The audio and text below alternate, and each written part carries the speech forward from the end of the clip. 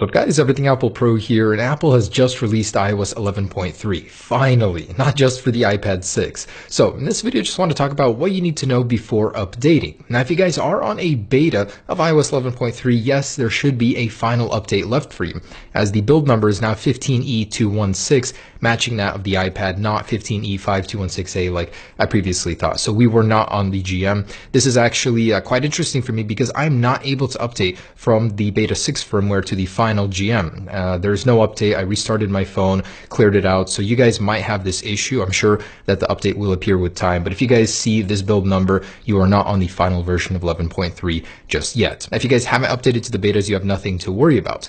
iOS 11.3 is incredible. If you guys are debating whether or not you should update, you could watch my full review. I talk about all the features there, but this is such an incredible firmware. Like, nothing else needs to be said. It will change the way your device feels, breathes, all that good stuff. Like, it seriously feels rejuvenated completely. Even though the iPhone 10 never felt slow, iOS 11.3 just brings out all this responsiveness in it. Now, I do have it installing on my personal iPhone, so I'll show you the actual performance on the final one in a second here, but we'll do some benchmarks and stuff like that. But I just wanted to mention a few of the notable features. So if you have an iPhone 10, probably AniMojis are kind of cool. You will get a few new AniMojis, these down here. The battery settings is pretty much the most important part of this update. If you guys have an older phone, namely an iPhone 6 or 6S, if you actually jump into the battery settings over here, you'll be able to see the battery health. And if you guys are in a weakened state, whereas the battery is in a diminished health state, you'll have a switch over here to actually go into a throttling mode where it'll actually throttle your CPU and you'll get more battery life, so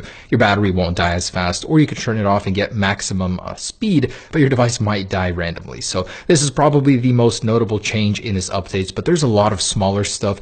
And actually in music, Apple just introduced several new categories for music videos, so you're able to watch those here, which is kind of cool. This wasn't available in the betas. So there's this entirely new section where you can watch videos, stuff like that. So super cool. There's also a lot of updates that just make your life so much easier. A lot of bug fixes, and I'm sure there will be some little patches here and there in the future if what you were worrying about hasn't been fixed, because there were some bugs I believe that weren't fixed in this version. But overall, guys, yes, do update. It is incredible. It will give you more battery life like it has for me personally on my iPhone 10. The responsiveness is incredible. And the great thing is it could actually return some storage for you. It actually gave me back like 4 gigabytes of capacity, after updating, so that was great.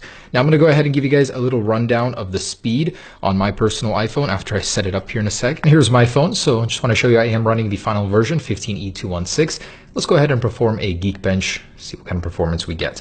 Now, the interesting thing is that today, the first HomePod firmware update was released, so you guys will be able to update that. It's unknown what features that contains, but presumably the multi-room support for AirPlay 2, so we'll see about that, and you can update that inside of the Home application. It has to be set up with your HomePod, but you'll see the updates in there, so kind of cool. Alongside that, we got watchOS, and then of course the new macOS version. So update all of your gear. Today's the big and fun update day. That is quite an unusual score. So usually I get above 10,000 on the iPhone 10. Now I got below 10,000 on the latest iOS 11.3 firmware. On 11.2.6, you can see it was pretty high. I mean, compared to this, single core is still pretty on par. So quite strange to see it so low. On the last beta, I actually got a higher score as well. So maybe my phone is just an outlier, but the performance definitely does not reflect the lower scores. It is so good, so fast and responsive, and the battery life especially. Can't say enough good things about 11.3. Also, do remember to update your HomePod. Its first software update is available, so check that out. But